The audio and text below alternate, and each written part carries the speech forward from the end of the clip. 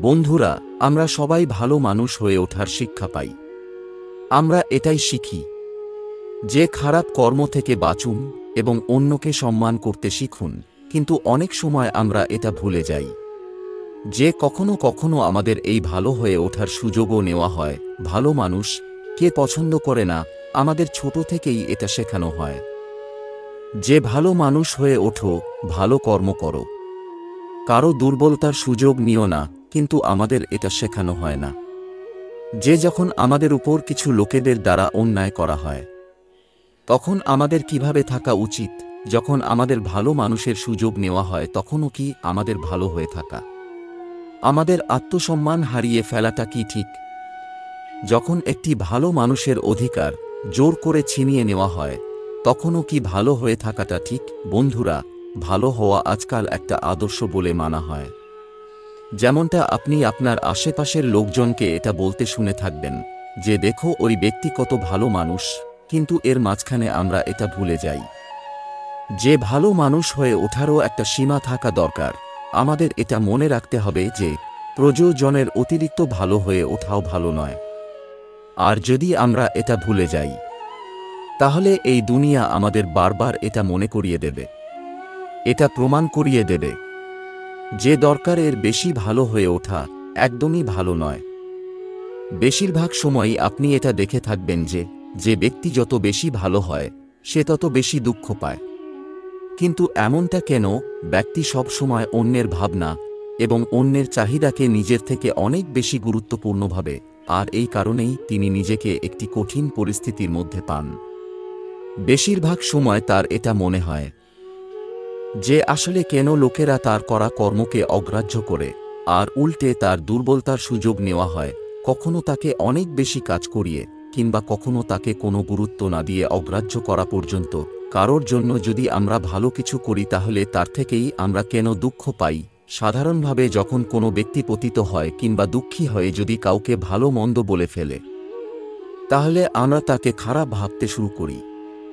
এমনটা আপনার সঙ্গে হয়ে থাকবে যদি কখনো না কখনো কাউকে রেগে ভালো মন্দ বলে ফেলেছেন, আর শুধুমাত্র ওই কারণেই লোকের নজরে আপনি খারাপ হয়ে যান। যেমনটা কর্ম আর ফলের নিয়ম বলে, খারাপ কর্মের পরিণাম খারাপই পাবেন। আজ পর্যন্ত আপনি এটাই শুনে এসেছেন, কিন্তু আজ এই কাহিনীটি শোনার পর আপনি বুঝতে পারবেন যে ভালো মানুষের সঙ্গেও খারাপ হতে পারে। যখন সে প্রয়োজনের অতিরিক্ত ভালো হয়ে ওঠে তখন সে দুঃখ পায়, তার পরিণাম খারাপই হয়। আসুন আজ একটি কাহিনীর মাধ্যমে আমরা এটা বুঝব যে এই পরিস্থিতিতে আমাদের কি করা উচিত, আর এটাও জেনে নেব যে অনেক বেশি ভালো হওয়াটা ভালো নাকি খারাপ। বন্ধুরা, অনেক সময় আগেকার কথা, এক নগরে এক ধনী শেঠ থাকতেন। তিনি খুবই দয়ালু ছিলেন। বড় ব্যবসা এবং অনেক বেশি ধনসম্পত্তি থাকা সত্ত্বেও তিনি একজন সাদাসিধে এবং দান করতে থাকা ব্যক্তি ছিলেন। তিনি সবার সাহায্য করতেন। তার মনের মধ্যে লোকেদের প্রতি দয়া এবং ভাবনা ছিল। তিনি কারো দুঃখ দেখতে পারতেন না। তার এতটা দয়ালু এবং সাদাসিধে স্বভাবের জন্য তার আশেপাশের লোকেরা তার এই দুর্বলতার সুযোগ নিত। কিছু মানুষ মিথ্যা মিথ্যা বাহানা করে ওই শেঠের কাছ থেকে অর্থ ঋণ নিয়ে যেত। যখন ওই শেঠ ওই সমস্ত লোকদের দুঃখ দেখতেন এবং তাদের সমস্যার কথা শুনতেন তখন তার মন ভারী হয়ে উঠত। এরপর যখন ওই সমস্ত লোকেরা বলতো যে আমার কিছু অর্থঋণ চাই, আপনি কি আমাকে একটু সাহায্য করবেন? আমি আপনার সাহায্য কোনোদিনও ভুলব না। তখন তিনি তাদের মানা করতে পারতেন না। তিনি এটা ভেবে তাদের অর্থ দিয়ে দিতেন যে এর এখন খারাপ সময় চলছে, একে আমার সাহায্যের প্রয়োজন। পরবর্তীকালে সে এই অর্থ ফেরত দিয়ে দেবে। ধীরে ধীরে সময় কেটে চলে, লোকেরা তার সামনে কাঁদতে থাকে এবং তার কাছ অর্থ ঋণ হিসাবে নিয়ে যায়, কিন্তু তারা ওই অর্থ কখনোই ফিরিয়ে দিত না। আর ওই শেঠও কখনোই অর্থ ফেরতও চাইত না, এটা ভেবে যে যখন খারাপ সময় কেটে যাবে তখন সেই অর্থ ফেরতও দিয়ে দেবে। কিন্তু কথায় আছে না যে প্রত্যেক রাত্রির পর সকালের আলো ফুটে ওঠে। সমস্ত সুখের পর দুঃখ আসে, আর সমস্ত দুঃখের পর সুখ আসে। ঠিক এমনটাই ওই শেঠের সঙ্গেও হয়।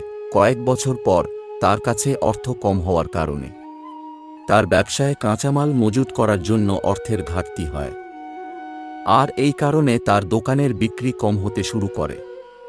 কারণ যে সমস্ত জিনিস গ্রাহকদের দরকার ছিল, ওই সমস্ত জিনিস এই ব্যবসায়ীর কাছে শেষ হয়ে গিয়েছিল, আর ওই জিনিসপত্রগুলিকে নিয়ে আসার জন্য এখন তার কাছে কোনো অর্থ ছিল না। ধীরে ধীরে ওই সেটের সমস্ত অর্থ শেষ হয়ে যায়।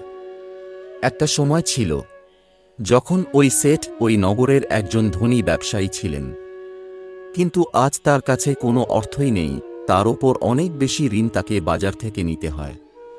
তিনি এখন কিছুই বুঝে উঠতে পারেন না তিনি কি করবেন। তিনি মহাত্মা বুদ্ধের চর্চার ব্যাপারে শুনে রেখেছিলেন।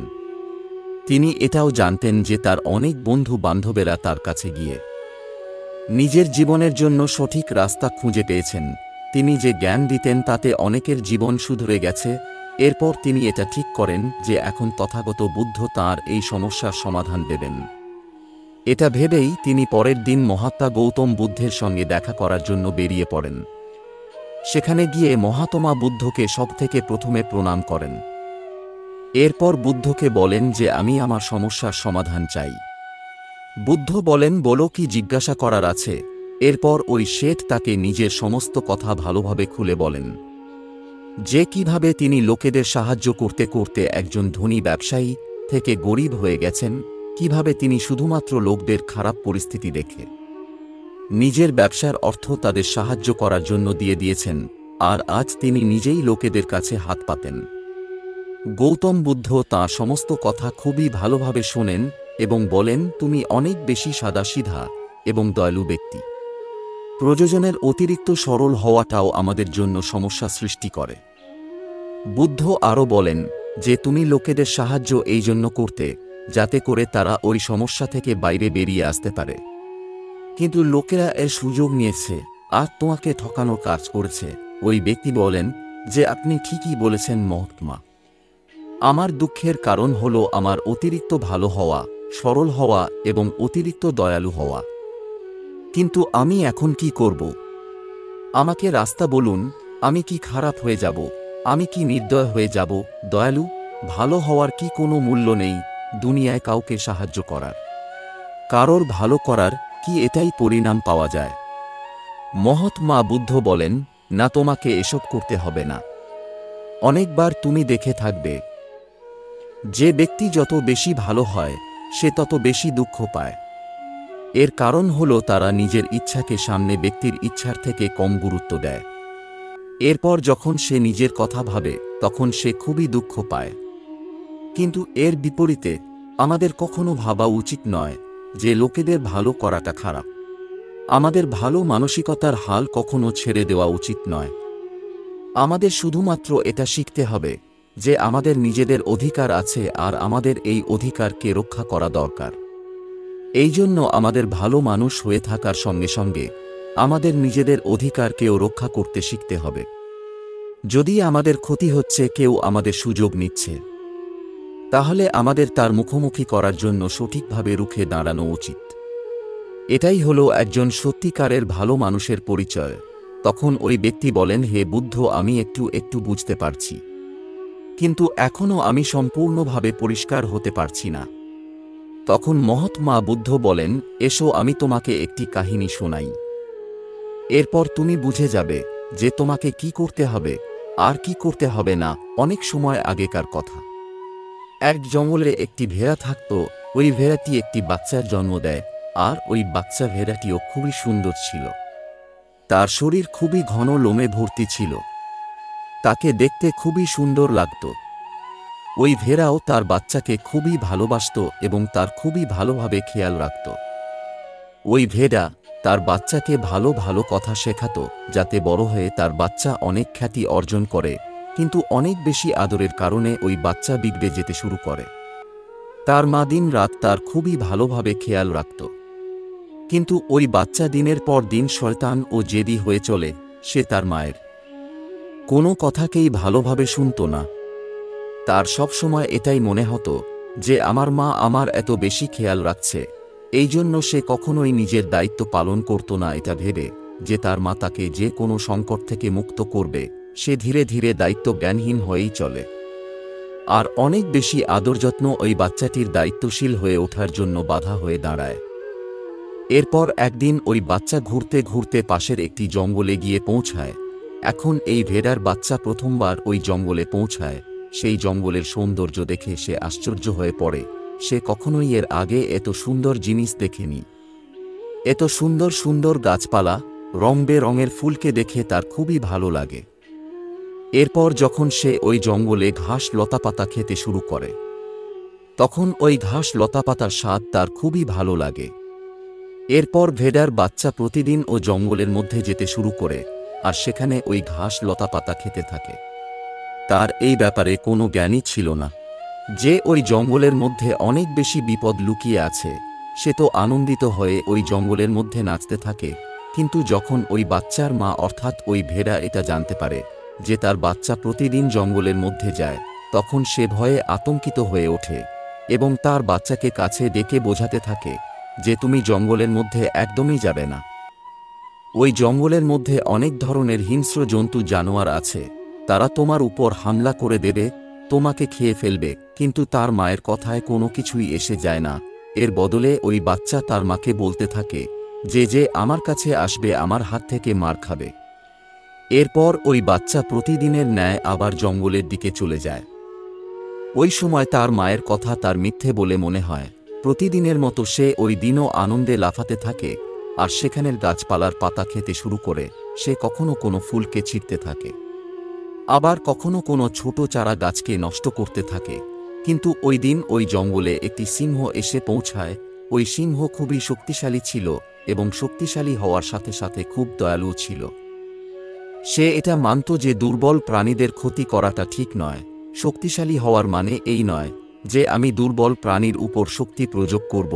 সেই সিংহ ওই জঙ্গলের মধ্যে ঘুরতে থাকে। ঘুরতে ঘুরতে সে সেখানে পৌঁছায় যেখানে ওই অবোধ ভেড়ার বাচ্চা শয়তানি করছিল। সিংহ ওই ভেড়ার বাচ্চাটিকে দেখে আশ্চর্য হয়ে ওঠে। সে ভাবে যে এই বাচ্চাটির মধ্যে কোনো ভয়ঙ্কর জানোয়ারের ভয় কেন নেই। এই বাচ্চা কিভাবে ছোট ছোট গাছপালার ডাল অকারণেই ছিঁড়ে ফেলছে। এরপর সিংহ চুপচাপ কিছুক্ষণ ওই ভেড়ার বাচ্চাকে দেখতে থাকে। তারপর সে ভাবে যে এই বাচ্চা আর কিছুক্ষণের মধ্যেই আমাকে দেখে এখন থেকে পালিয়ে যাবে। সে পালিয়ে যাওয়ার কারণে আমাকে আর নিজের শক্তি দেখানোর প্রয়োজন হবে না। কিন্তু এমনটা হয় না। সিংহ অনেকক্ষণ ধরে সেখানে দাঁড়িয়েই থাকে এবং অপেক্ষা করতে থাকে। সে ভাবে যে এই বাচ্চা এখান থেকে কখন যাবে। কিন্তু ওই বাচ্চা তো খাবার খেতেই ব্যস্ত ছিল, আশেপাশে কি হচ্ছে ওই ব্যাপারে তার কোনো খেয়ালই ছিল না। এরপর যখন সিংহ দেখে যে ওই ভেড়ার বাচ্চা তাকে দেখেও ওখান থেকে যাচ্ছে না, তখন সে নিজেই ওই ভেড়ার বাচ্চার কাছে এগিয়ে যায় এবং তাকে বলে, শোনো বাচ্চা, এই জঙ্গলে তুমি গাছপালার ক্ষতি করছো। তোমার ভোজনের জন্য যতটা প্রয়োজন ঠিক ততটাই তুমি নাও। তুমি অনেক গাছপালা এমনি নষ্ট করছো। যদি তুমি ছোট ছোট গাছপালা এইভাবে নষ্ট করো, তাহলে তুমি কিভাবে একটি ভালো বাচ্চা হয়ে উঠবে? ভালো বাচ্চারা কখনো এইভাবে ছোট ছোট গাছপালা নষ্ট করে না। তোমার মা হয়তো তোমাকে ভালোভাবে মানুষ করে তুলতে পারেনি। সিংহের এই কথা শুনে ওই ভেড়ার বাচ্চা বলে যে, তুমি যদি ভালো হয়ে থাকতে চাও তাহলে তুমি ভালো হয়ে থাকো। আমি যেমন আছি আমি ঠিক তেমনই থাকব। সিংহ একটু অবাক হয়ে যায়। ওই বাচ্চার এমন কথা শুনে সিংহ রেগে ওঠে, কিন্তু এরপর তাকে একটি বাচ্চা ভেবে সে তাকে ক্ষমা করে দেয়, কারণ সে চাইছিল না যে ওই বাচ্চার ওপর সে হামলা করুক। ওই বাচ্চা আরও বলে, তোমাকে দেখে তো ভয়ঙ্কর বলে মনে হচ্ছে না। তুমি চলে যাও এখান থেকে। তুমি আমার মাথা খারাপ করো না। তুমি চলে যাও এখান থেকে। তুমি নিজের রাস্তায় বেরিয়ে যাও আর আমাকে এই সমস্ত গাছপালা খেতে দাও। এটা বলে ওই অহংকারী ভেড়ার বাচ্চা খেতে খেতে এগিয়ে যায় আর সিংহ তাকে শুধুমাত্র অবাক হয়ে দেখতেই থাকে। ঠিক তখনই পাশের একটি গাছের আড়ালে এক শেয়াল লুকিয়ে ছিল। ওই শেয়াল সিংহ এবং ভেড়ার বাচ্চার সমস্ত কথা শুনছিল। ওই শেয়াল রাজা সিংহের এই ধরনের অসম্মান সহ্য করতে পারে না, তাই সে গাছের আড়াল থেকে বেরিয়ে সিংহের সামনে আসে এবং সিংহকে বলে, ক্ষমা করবেন মহারাজ, আপনি তো এই জঙ্গলের মহারাজ। আপনি কত শক্তিশালী। আপনি চাইলে নিমিষেই এই ভেড়ার বাচ্চাকে শেষ করে দিতে পারেন এবং তাকে নিজের অপমান করা থেকে বাধা দিতে পারতেন। তাহলে আপনি কেন কিছুই করলেন না? তখন সিংহ বলে, আমি ওই বাচ্চার ভালো চাই, আমি এমনি এমনি কোনো বাচ্চাকে নিজের শিকার বানাতে চাই না। হে মহারাজ, আপনার এত বেশি সরল ও দয়াবান হওয়ার কারণেই ওই ভেড়ার বাচ্চাটির হিম্মত বেড়ে গেছে, যে আপনার এই সরলতার সুযোগ নিচ্ছে, জঙ্গলে এইদিকে ওইদিকে ঘুরছে আর ছোট ছোট গাছপালা ফুল নষ্ট করছে। আমি জানি যে দুর্বল প্রাণীদের উপর হামলা করা উচিত নয়, এটা খুবই খারাপ একটা জিনিস, আর তার থেকেও বড় গুণ এইভাবে দয়া করা, কিন্তু শাসনের জন্য কখনো কখনো ভয় দেখাটাও খুবই জরুরি। আপনার এই কথাটা ঠিক যে প্রজাতির সঙ্গে দয়াভাব দেখানো উচিত, কিন্তু এর সঙ্গে সঙ্গে এটাও জরুরি যে তার মনের মধ্যে যেন রাজার প্রতি ভয় থাকে, যাতে করে সে এইভাবে যেন অপরাধ করতে না পারে, সে যেন তার সীমার মধ্যে থাকে। শেয়ালের কথা শুনে জঙ্গলের রাজা সিংহ বলে, এমনটি কি হতে পারে যে ওই ভেড়ার বাচ্চাকে ভয় দেখিয়ে কাবু করা যায়, যাতে করে তার মধ্যে পরিবর্তন আসে, আর ওই বাচ্চারও কোনো ক্ষতি যাতে না হয়, যাতে করে সে এই জঙ্গলের গাছপালার ক্ষতি করা বন্ধ করে দেয়। সিংহের এই কথা শুনে শেয়াল বলে, হ্যাঁ মহারাজ, অবশ্যই আমি এমনটা করতে পারব। সে ভয়ও পাবে, সে শুধরেও যাবে, আর তার কোনো ক্ষতিও হবে না। তাকে এত বেশি ভয় পাইয়ে দেব যে সে কখনোই এই জঙ্গলে ঢোকার সাহস পাবে না। আমি তাকে এমন ভয় দেখাবো যে সে কখনোই এই জঙ্গলে ঢোকার সাহস পাবে না। আমি তাকে এমনভাবে ভয় দেখাবো যাতে তার মনের মধ্যে ভয় বসে যাবে। শেয়াল আরও বলে, তার মা তো তাকে শুধরাতে পারেনি, কিন্তু আমি তাকে অবশ্যই শুধরে দেব। শেয়ালের কথা শুনে সিংহ বলে, আচ্ছা ঠিক আছে, তুমি তাহলে চেষ্টা করে দেখো। যদি তুমি এটা করতে পারো, তাহলে আমি তোমাকে জঙ্গলের সমস্ত জীবজন্তুর সামনে পুরস্কৃত করব। সিংহের এই কথা শুনে শেয়াল খুবই খুশি হয়ে ওঠে। সে সঙ্গে সঙ্গে ওই ভেড়ার বাচ্চার কাছে পৌঁছায় এবং তার সামনে গর্জন করে ওঠে। ওই ভেড়ার বাচ্চা সেখান থেকে পালিয়ে যাবে, তার আগেই শেয়াল ওই ভেড়ার বাচ্চাকে মাটিতে আঁচড়ে ফেলে এবং তাকে তার ধারালো নখ দিয়ে চেপে ধরে। এরপর শেয়াল তাকে বলে, যে বলো তোমাকে এখন ছেড়ে দেব না মেরে ফেলব? তুমি এই জঙ্গলের দুর্বল ছোট গাছপালার সঙ্গে তো এমনটাই করেছ, আমার তো মনে হয় তোমাকে মেরে ফেলাই উচিত। শেয়ালের এই কথা শুনে ভেড়ার বাচ্চা থরথর করে কাঁপতে শুরু করে। এরপর সে ওই শেয়ালকে বলতে থাকে, আমাকে ক্ষমা করে দাও, আমাকে ছেড়ে দাও, আমাকে এখান থেকে যেতে দাও, আমি আর এই জঙ্গলের দিকে কখনোই আসব না। না তো কখনো কোনো গাছপালার ক্ষতি করব, না তো আমি আর কোনো ভুল করব। এরপর শেয়াল যখনই ওই ভেড়ার বাচ্চাকে ছাড়ে, তখনই সে সেখান থেকে দৌড়ে পালিয়ে যায়। সে দৌড়াতে দৌড়াতে তার মায়ের কাছে গিয়ে পৌঁছায়। এইদিকে শেয়াল ওই সিংহের কাছে গিয়ে মাথা নত করে বলে, দেখলেন মহারাজ, ক্ষমতার সঙ্গে বুদ্ধির প্রয়োগ করাটা অনেক জরুরি, তবেই লোকেরা আমাদের সম্মান করে, তবেই লোকেরা আমাদের ভালো মানুষের সুযোগ নিতে পারে না। শেয়ালের এই কথা শুনে সিংহ খুবই প্রভাবিত হয়। সে ওই শেয়ালকে জঙ্গলের সমস্ত জানোয়ারদের সামনে পুরস্কৃত করে। এইদিকে ওই ভেড়ার বাচ্চা তার মায়ের কাছে গিয়ে মাকে জড়িয়ে ধরে এবং তার কাছে ক্ষমা চায়। সে বলে, মা, আমাকে ক্ষমা করে দাও, আমি তোমার কথা কখনোই মানিনি। তুমি আমাকে সবসময় বলতে যে জঙ্গলের মধ্যে অনেক ভয়ঙ্কর জীবজন্তু আছে, আজকের পর আমি কখনোই ওই জঙ্গলের মধ্যে যাব না।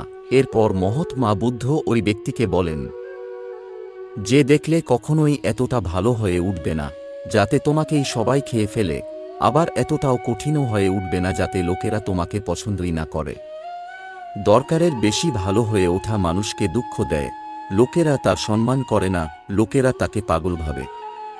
মহাত্মা বুদ্ধ ওই শেঠকে বলেন যে যদি সিংহ এত বেশি সরল বা ভালো হয়ে থাকে, তাহলে বাকি সবাই তাকে ভয় পাওয়ার বদলে পাগল ভাববে।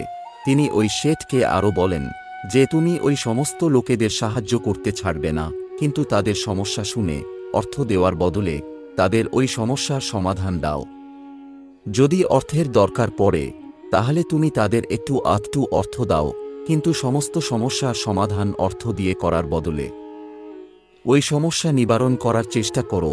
এতে ওই সমস্ত লোকেরাই তোমার কাছে সমস্যা নিয়ে আসবে যারা সত্যি সত্যি কোনো সমস্যায় পড়েছে। তখন তোমাকে ঠকাতে থাকা লোকেদের থেকেও তুমি মুক্তি পেয়ে যাবে। এই সমস্ত কিছু শোনার পর ওই শেঠ মহাত্মা বুদ্ধকে প্রণাম করে ধন্যবাদ জানায় এবং সেখান থেকে তার বাড়ি ফিরে যায়। এরপর ঠিক তেমনটাই করেন যেমনটা মহাত্মা গৌতম বুদ্ধ বলেন, এবং তিনি কয়েক বছরের মধ্যেই আগের মতো বড় ব্যবসায়ী হয়ে ওঠেন। তো বন্ধুরা, আশা করি আপনারা আজ এই ভিডিওটি থেকে অনেক কিছু শিখতে পারলেন। যদি ভিডিওটি ভালো লাগে তাহলে অবশ্যই একটি লাইক ও শেয়ার করে দিন এবং এই ধরনেরই শিক্ষামূলক ভিডিও পেতে আমাদের চ্যানেলটিকে সাবস্ক্রাইব করে রাখুন। ধন্যবাদ।